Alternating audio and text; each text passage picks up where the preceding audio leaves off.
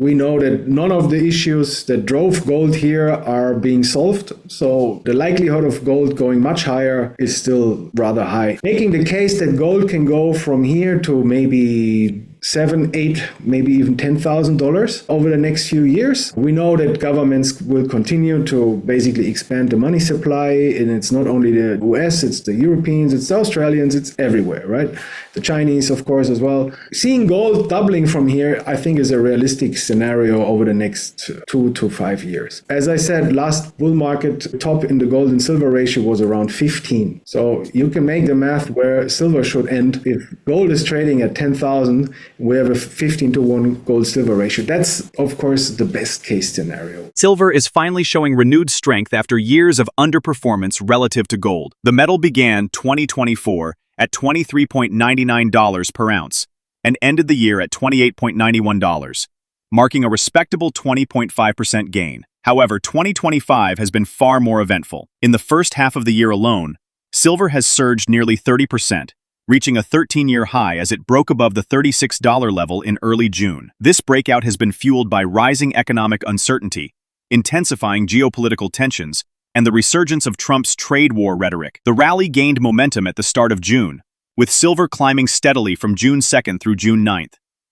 Prices are now nearing $37 in the US and approaching $50 in Canadian markets, signaling increased global demand. According to Florian Grummes, founder and managing director of Midas Touch Consulting, this rally, though delayed, has now confirmed strong bullish technical signals. He believes that a move toward the $38 to $40 range is likely in the short term, with a potential spike to $50 in more optimistic scenarios. However, he also warns that silver is slightly overbought, so temporary pullback should not be ruled out.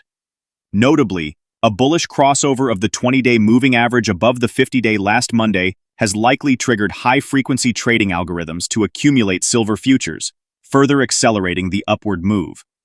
Grummes suggests that a sustained breakout could reignite interest not just from retail and institutional investors, but also from industrial users, given silver's integral role in electronics and green energy technologies. He also points out that a price surge could be amplified by supply constraints or even a short squeeze, especially if momentum continues. The key now lies in the longer-term technicals, the monthly and quarterly charts. These broader timeframes will be crucial in determining whether silver can return to the 40s and potentially challenge its historic highs. The next 3 weeks will be pivotal in shaping the trajectory for the second half of the year. Make sure to tune in for our expert analysis. Don't miss out on future content. Hit the subscribe button and turn on notifications to stay in the loop. Silver is trading at a 13-year high. It took quite a while. I've been writing in many papers that I expected a breakout over the spring, early summer kind of period.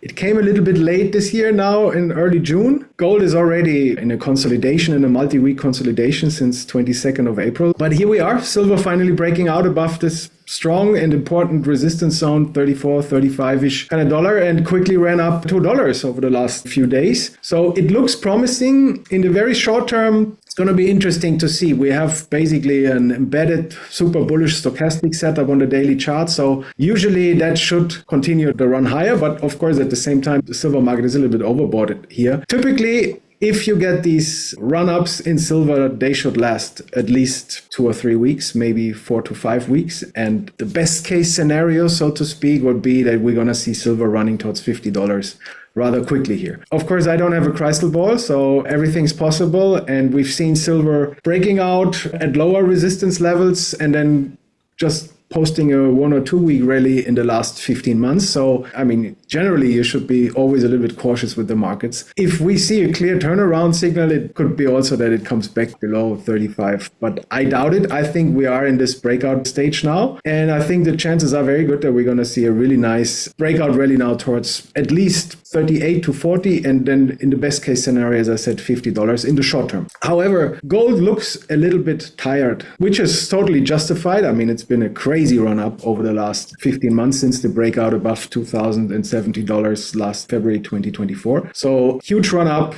Yes, it needs to basically pause, breathe, take a little break here. However, we know that once silver shows up to the party, usually it means that the end of some form of rally segment in the precious metal sector is coming to an end. So that also means that if we see silver now really going nuts for the next few days and weeks, it probably means that we will see a little bit larger multi-month consolidation in the sector, generally speaking. The issue with silver finally shows up. Everybody has been waiting for it. It's been testing all in any patience that anyone had, and then finally shows up, and it means actually that it's the final inning of that leg higher in the precious metal sector. So that's what it is. But yeah, I think we are in for a nice ride the next few days at least.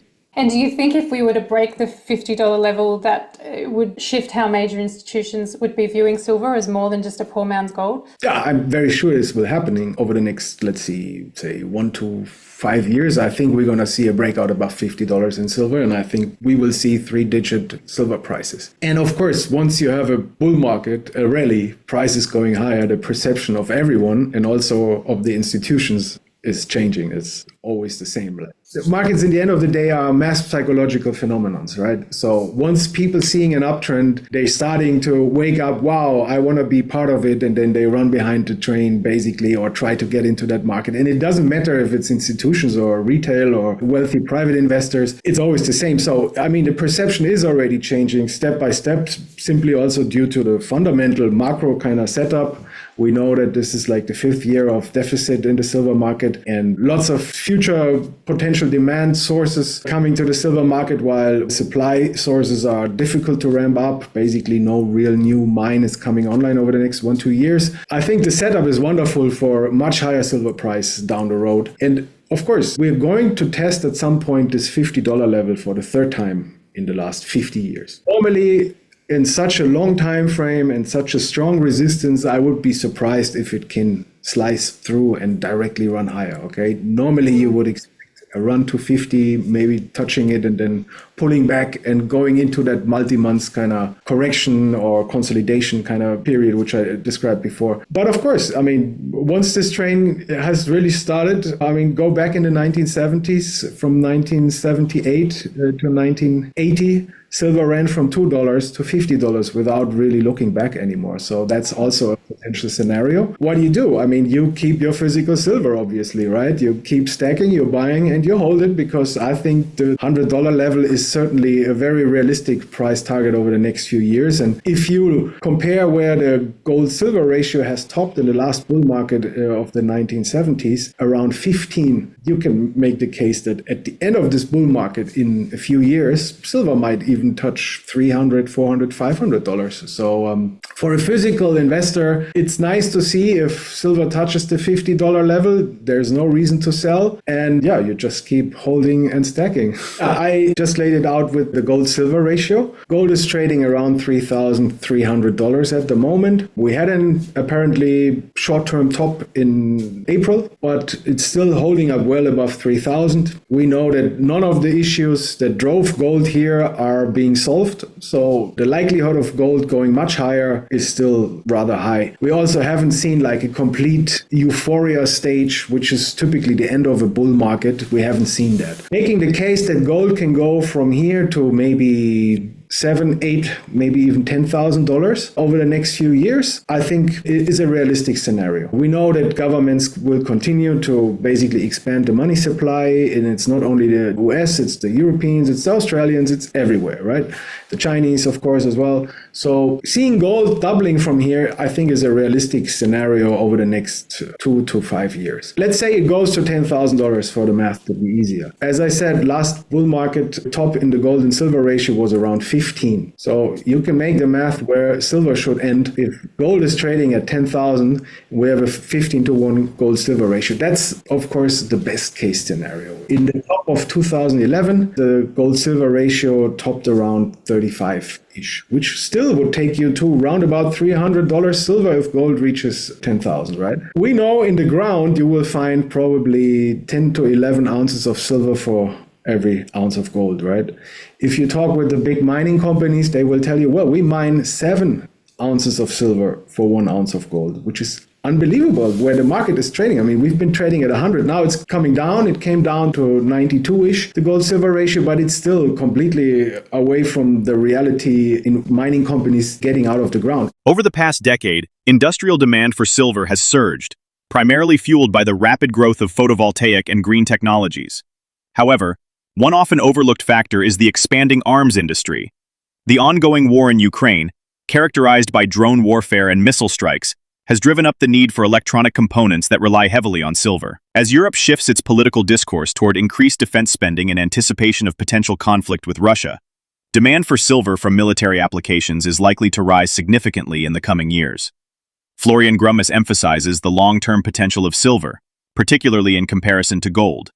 If gold were to reach $10,000 and the gold-silver ratio reverted to historical norms, such as 15 to 1, silver could trade anywhere from $300 to $600. Even using a more conservative ratio of 35 to 1 would still imply a silver price of nearly $300. These projections highlight the potential for exponential upside in silver if broader macro trends persist. UBS maintains a core recommendation to stay long on silver, particularly given the metal's bullish setup and favorable option volatility. UBS expects the gold-silver ratio to fall below 90, thereby enhancing silver's relative attractiveness compared to gold. With both industrial demand and speculative interest aligning, silver appears positioned for a structural re-rating. Let's get back to the interview. Well, I mean, look, now silver is showing up, so that is also a little bit of a warning signal in the short to midterm for gold. As I said initially in the beginning, it looks a little bit tired here. We've seen this top at 3,500. It was a wonderful, relentless, crazy, euphoric rally into 22nd of April. And since then, gold is kind of like trading sideways, one level lower, so to speak. So we've seen it basically trading back and forth between 3,120 and 3,400 and something to the upside. So that's a $300 kind of price range. And it dropped hard a few weeks ago and then also recovered rather quickly. We have a sell signal on the weekly chart, so I assume that this whole consolidation will continue. I have been writing in various papers that I think it's going to be a consolidation on rather high levels, most likely staying above $3,000. So far, that's what we are getting. We know that June is a rather challenging month for the gold price. Usually we get an important turning point somewhere in end of June or during early mid-July.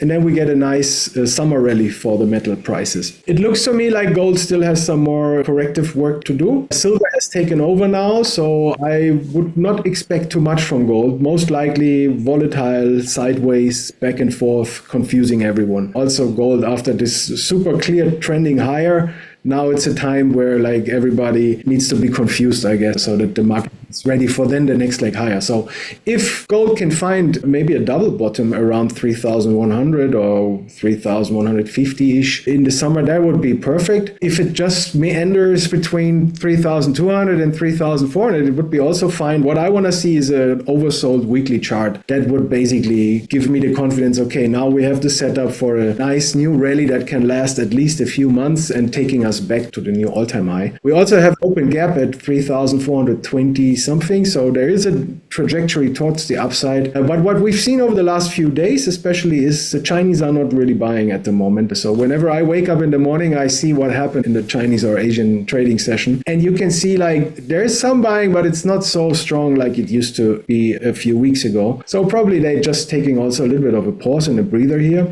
But again, I don't think that we're going to see gold crashing here drastically below 3,000, not at all. I think the worst case would be a quick dip below 3,000 just to shake all the weak hands, everybody who bought into late and is emotional about their gold investments. But that's already the worst case. So I think for a few more weeks, sideways, maybe we see 3,200 again, but overall trajectory is still to the upside. And then I think we're going to see a nice summer rally. And that's going to be telling if we're going to take out the all-time high at 3,500, I think we can be bullish for the rest of the year.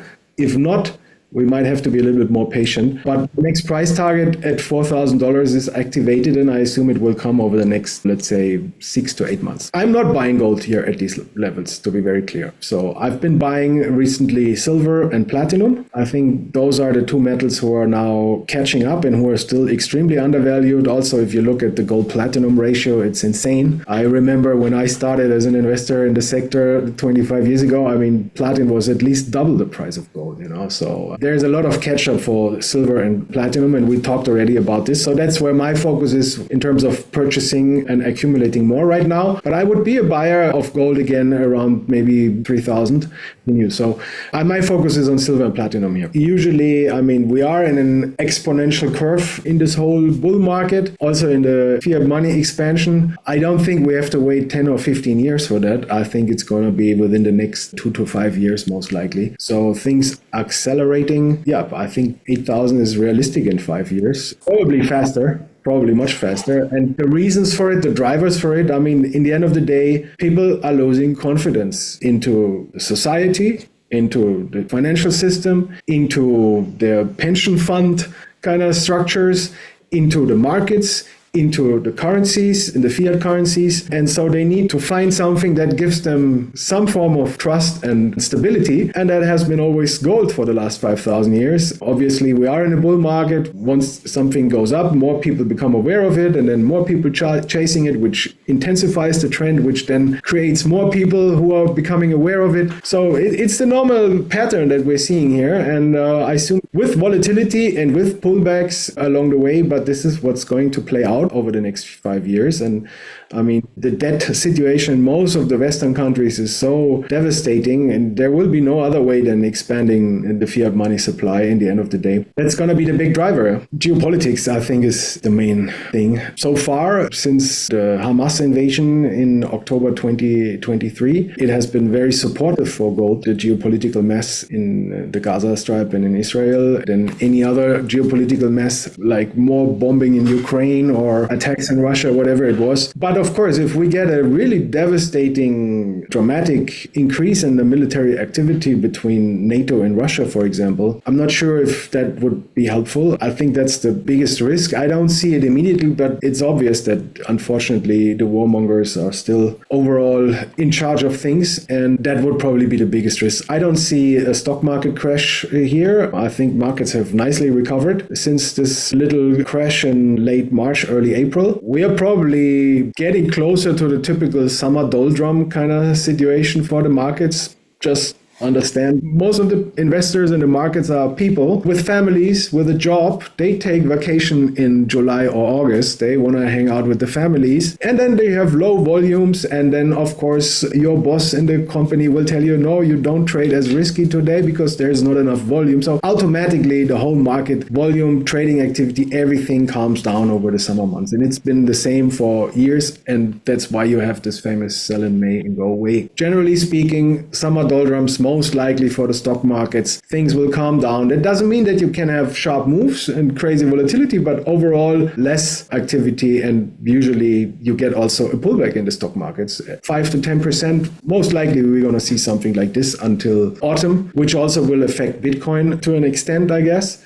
But we are not there yet. This panic crash in late March, early April obviously took out so many weak hands, and so many doubters have been created through that pullback. So many skepticism in the market that probably there's still some fool for a little bit further rally here. But let's say July, August, and then into September, I've been a little bit cautious for the stock markets. And that would fit for the metals to show up again. And then typically, of course, everybody knows that pattern, but usually September, October, you should get a nice entry opportunity into the stock market for the year-end rally, which then again might create a little bit of pressure for the metal sector. So that's more or less like the roadmap that I have. But of course, we always have to be flexible and listen to the market and see what the market is telling. Silver's impressive run in 2025 signals a potential turning point for the metal, blending both cyclical momentum and deep structural drivers.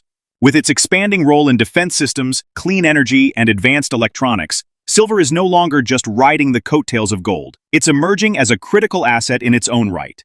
As both speculative and functional demand converge, the coming weeks could serve as a defining moment in silver's long-term narrative.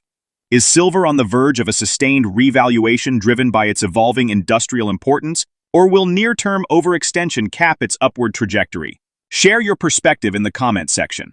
If the video resonates with you, join our community by subscribing to our channel and enabling notifications with the bell icon. Thank you for being a part of our community.